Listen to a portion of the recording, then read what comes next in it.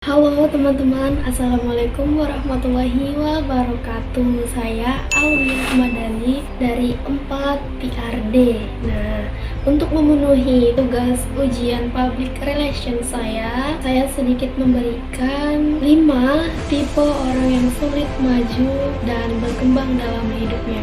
Pasti pernah kan teman-teman sekalian melihat orang yang hidupnya gitu-gitu mulu, tidak ada perubahan. Lalu kenapa sih mereka kok bisa seperti itu gitu?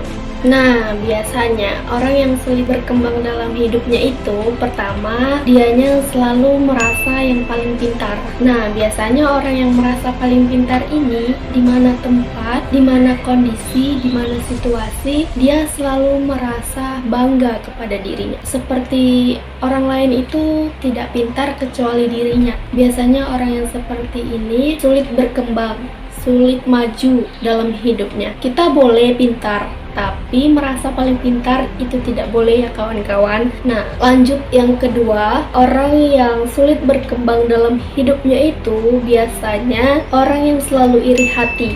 Nah, perhatikan aja di lingkungan sekitar kita, pasti banyak orang yang iri kepada kita.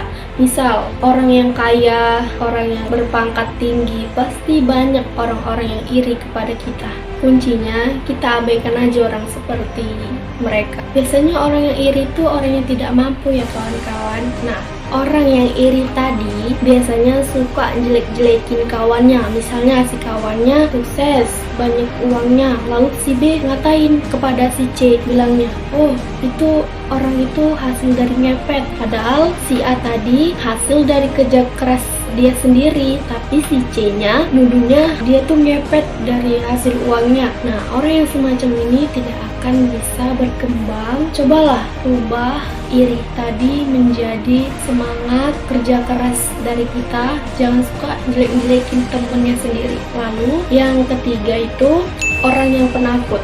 Biasanya orang yang penakut ini tidak akan bisa berkembang dan dia selalu berada di zona nyaman. Dia tidak mau keluar dari zona nyaman karena takut menghadapi masalah. Kita kalau mau sukses, kalau mau hidup tidak gitu-gitu mulu, kita harus keluar dari zona nyaman tersebut. Nah, namanya hidup pasti ada permasalahan, dan permasalahan juga pasti ada penyelesaiannya. Bagaimana kita menanggapinya? Kalau tidak ingin masalah ada, ya di rumah aja, di kamar aja, tidak kemana-mana. Tapi itu tadi, kita tidak bisa berkembang kalau kita diam diri di rumah aja. Nah, lanjut yang keempat, orang yang mudah berputus asa. Siapa sih di antara kawan-kawan yang pernah merasakan berputus asa? Pasti pernah ya, saya sendiri juga pernah sih mengalaminya. Tapi kita tidak mulai menyerah kawan-kawan. Kita harus mencoba lagi. Kalau misalnya ada peluang, kita harus mencoba, jangan sampai tidak mencoba. Karena kesempatan itu tidak datang sekali kawan-kawan. Orang yang selalu mudah berputus asa, orang itu tidak akan maju ya kawan-kawan. Nah, orang yang mudah berputus asa, orang ini tadi tidak akan berkembang dan tidak akan maju ya kawan-kawan. Bagaimana mungkin dia bisa maju kalau sekali saja dia mencoba udah berputus asa? Nah, gimana coba dia bisa maju? Jadi, melangkahlah. Jangan setengah-setengah, jalani aja.